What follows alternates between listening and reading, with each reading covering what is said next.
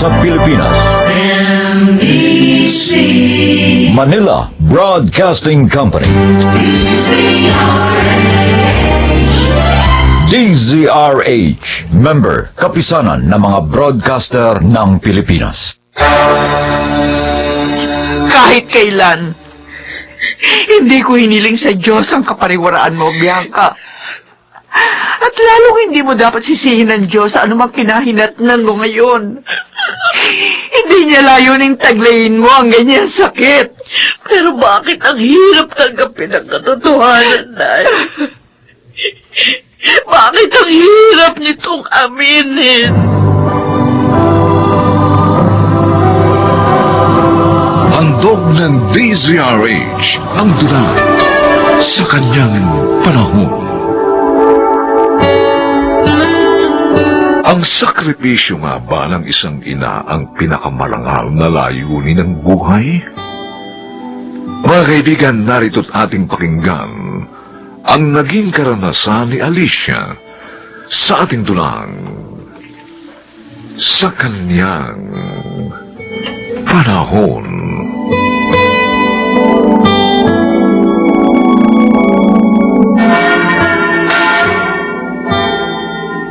Diyos ko, tulad po na lagi kong dinarasal sa inyo sa araw-araw. Haplusin po niyo ang mga puso ni Nanaldo at Bianca. Gabayan niyo po sila upang ang tamang landas ng buhay ang kanilang tahakin. Patnubayan mo rin po silang palagi para sa kanilang mga kaligtasan. Kaya lang po ang aking tanging sandigan at lubos po akong sumasampalataya sa inyong kapangyarihan. Lola! Lola! Oh. Lola Alicia! Oh, Karen. Oh, bakit umahangos ka? May nangyari ba sa bahay samantalang wala ako? Wala po, Lola. Pero si Lolo, nagwawala po eh. Ha? Wala po kasing dinat ng pagkain. Kaya hinahanap kayo. Eh, mukhang dito papunta sa simbahan eh. Kaya tumayo na po kayo dyan, Lola. Oh, sige. Tayo na. Doon na po tayo dumaan sa may gilid ng pasukan ng simbahan. Baka po kasi makasalubong pa natin si Lolo pag sa harapan pa tayo dumaan. Oo, sige. Pero samahan mo na rin ako sa palengke, ha? Mamili na tayo para pag-uwi natin, makapagluto na tayo. Dali, bilisan mo. Opo. Bilisan mo.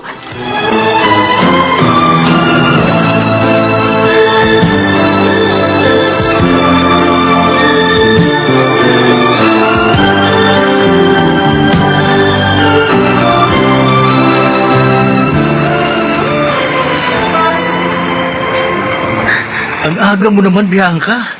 Ikasahid pa lang sa palad ko ng sahod ko, nandito ka na. Aba, mas matindi ka pa sa asawa ko. Basta akin na yung perang kabayaran sa pagsiservisyo ko sa'yo, tapos dami mo pa satsat. Yeah. Oh, ayan. Kompleto yan, ha? Oh. Kaya kailangan, pag lumabas tayo mamaya, yung gusto ko lahat ang masusunod, ha? Oo ba? O paano? Dating lugar, dating oras. Oo, sige. Bianca, hoy! Magbakabusog ka, ha? Dahil mamaya, gugutumin kita! Eh di wow!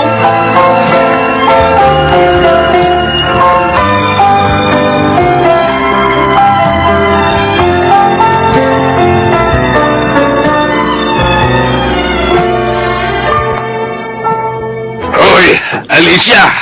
Ito ang tandaan mo, ha?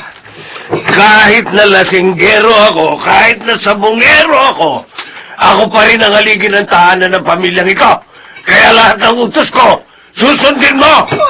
Lahat naman ng utos mo, sinusunod ko, Naldo. Yung pagsisimba mo at pagdarasal mo ng palood sa simbahan, yun ang kinagigigil ko. Dahil sa kagaganon mo, lalo ako minamalas sa sabuhan. Lalo ako natatalo sa pustahan. Kinukontra ng mga dasal mo yung pagsusugal ko. Bakit ka pa kasi nagsusugal? Hindi ba mas mainam kung ibibili na lamang natin ng pagkain yung pera mo? Mabubusog pa pati yung apo mong si Karen. Isa pa yung Karen na yan, eh. Lagi niya ako nauunahan sa pagsugod sa simbahan. Hindi tuloy kita mahuli-huli naglalakad ng paluhod doon, eh. Hindi ko maintindihan kung anong gusto mong palabasin sa paglalakad ng nakaluhod. Naiinsulto ko sa ginagawa mo. Pinagdarasal ko lang naman ang kaayusan ng buhay natin, Aldo. Oh, may nabago ba sa buhay natin? Wala, di ba? Yung mga dasal natin, binibigay yun ng Diyos sa panahong hindi natin inaasahan. Huwag mo nga akong masama-sama dyan sa kabulustugan mo, ha? Hindi ako marunong magdasal. Ako ang madalas kong hilingin para sa iyo yung biyaya ng proteksyon. Lalo na kapag malayo ka sa amin, Aldo. Wala akong pakialam sa proteksyon na sinasabi mo. Basta kapag natsempohan kita sa simbahan, kakalad ka rin kita mula ron hanggang dito sa bahay. Tingnan ko lang kung hindi magkalapnos-lapnos yung mga tuhod mo pag ginawa ko yun.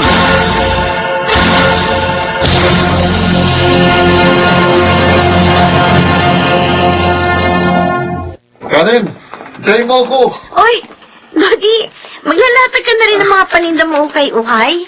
Oo, inagahan ko na rin para makarami ng benta. Tapos, para makapamili naman ng mga bagong paninda. Sipag mo talaga, ha? Wala naman akong aasahan kundi ang sarili ko, di ba? Eh, parang kami ni Lola Alicia. Wala rin kami aasahan kundi ang mga sarili namin. Si Lolo Naldo, sa sabong din nauuwi ang kinikita niya sa pagkikristo doon sa sabungan. Si Inay naman, kahit may hawak siyang pera, wala rin pakialam kung kumain man kami o hindi ni Lola. Kung bakit kasi may mga taong pasakit sa buhay ng kapwa nila, no? Oo nga. Hindi ba pwedeng mababait at mapagmalasakit na lang ang lahat ng tao?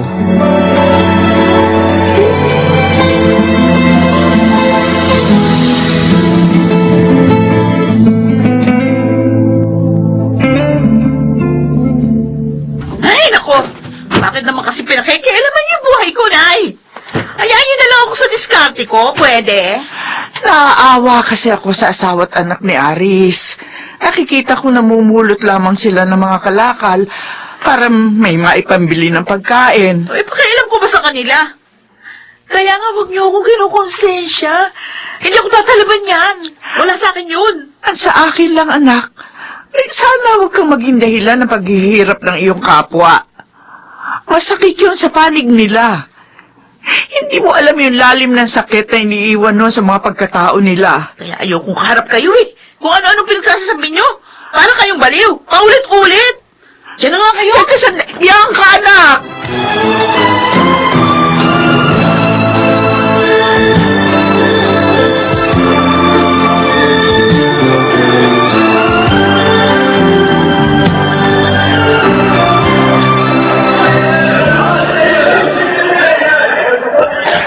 Anak na, wala na palang laman tong bulsa ko. Wala na akong pera.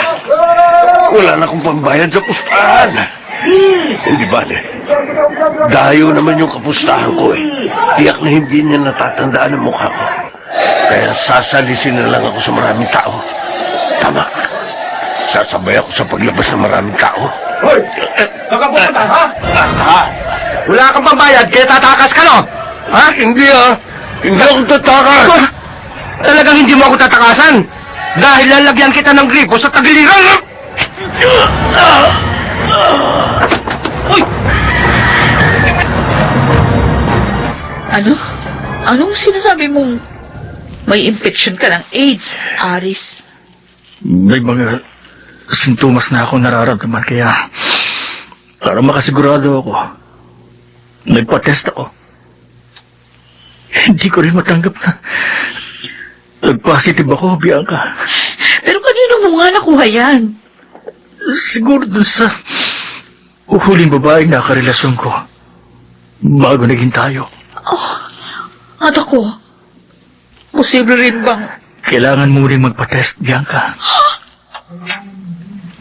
Lalo na kung may nararamdaman ka rin mga sintomas. Iyon ang pinakatamang paraan para mas mapangalagaan mo sarili mo. Ay, no! Eh, paano ko pa mapapangalagaan ang sarili ko? Kung nahawa mo na rin ako, ha? Sabihin mo nga sa akin, paano pa? Paano pa?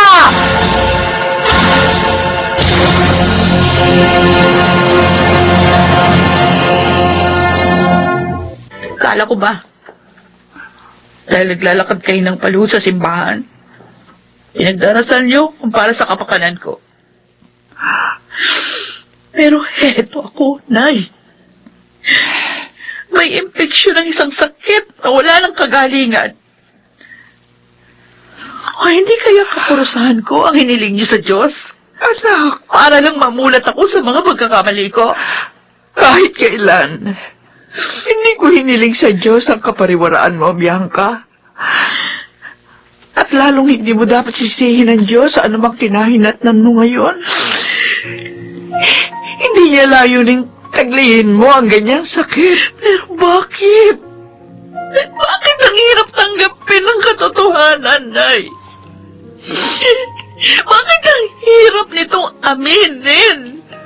Siguro, ang pinakamabuti mo pa rin magagawa. Buksan mo ang puso mo para mapagtanto rin sa isip mo ang mga nangyari, anak.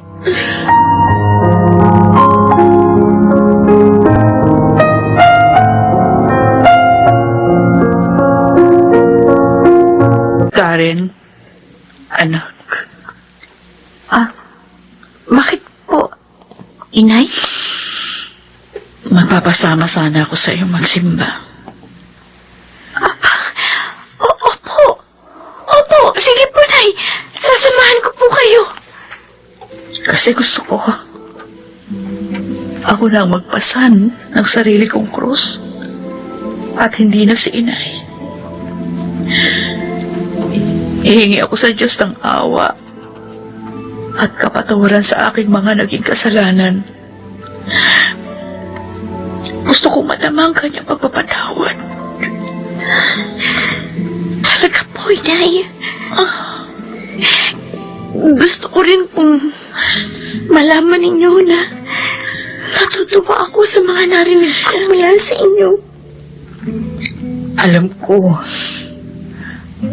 marami din akong pagkukulang sa iyo, anak.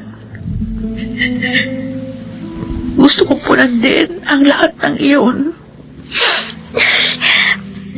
Ito po ang pinakamaligaya kong araw, Nay.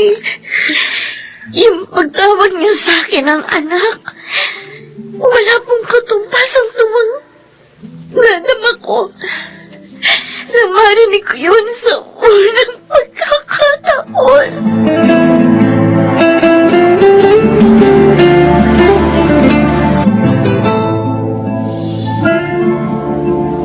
Panginoon, maraming salamat po sa ikalawang buhay na ito na ipinagkaloob niyo sa akin.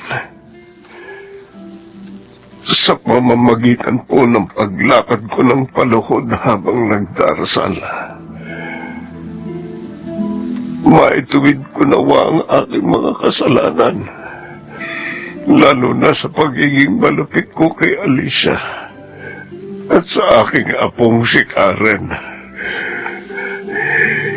Simula ngayon, ipinangangako ko po, hindi na ako magiging pasangkrus sa kanila.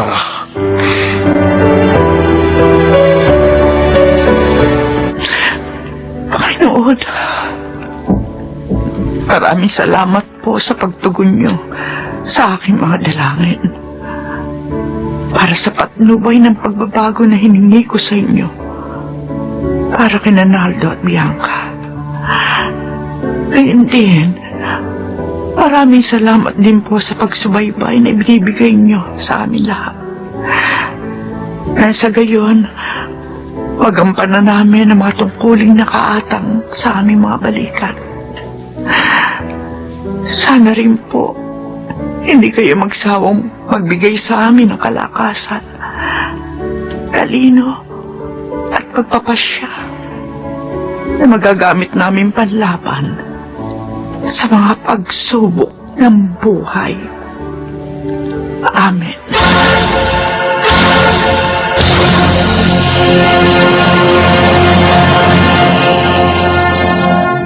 Hindi mapapantayan ng kung anumang halaga ang pagtataguyod ng isang ilaw ng tahanan sa kanyang mga mahal sa buhay. Sa tagumpay man at kasawian, siya ang magiging kanlungan sa kanyang panahon.